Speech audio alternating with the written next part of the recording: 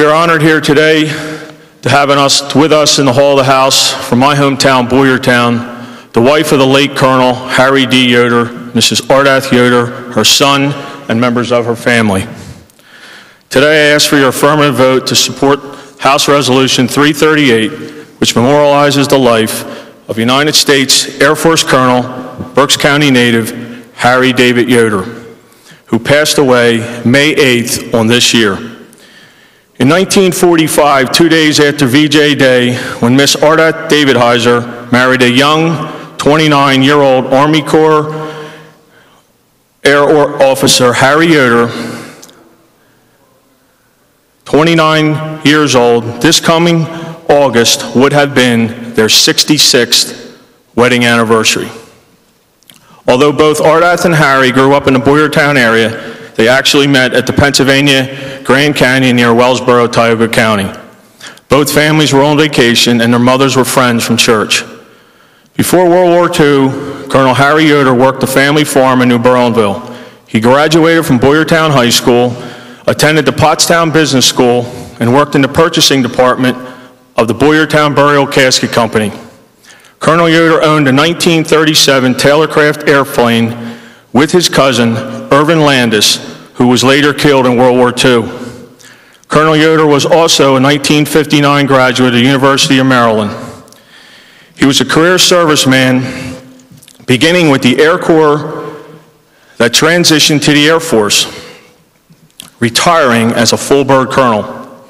Colonel Yoder flew combat missions as a B-24 bomber pilot.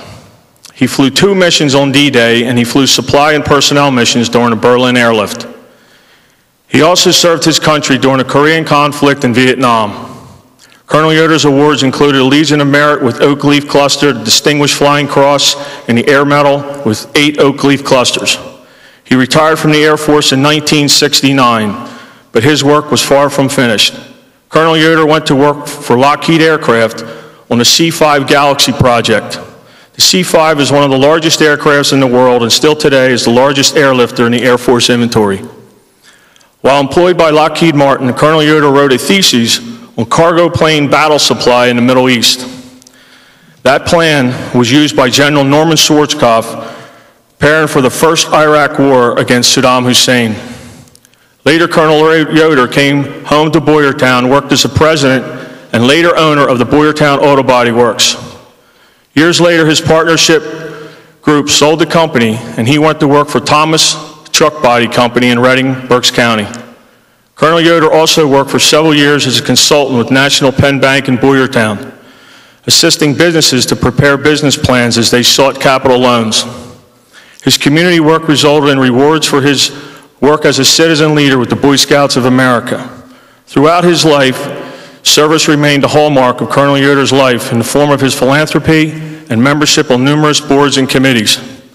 Colonel Yoder's son, Reverend Keith Yoder, told me his dad was all about 2 things. In everything he did and everything anybody did, he believed it should be done right and to the best of their ability. The other was to figure out what you wanted or what was needed and then work hard until you reach that goal.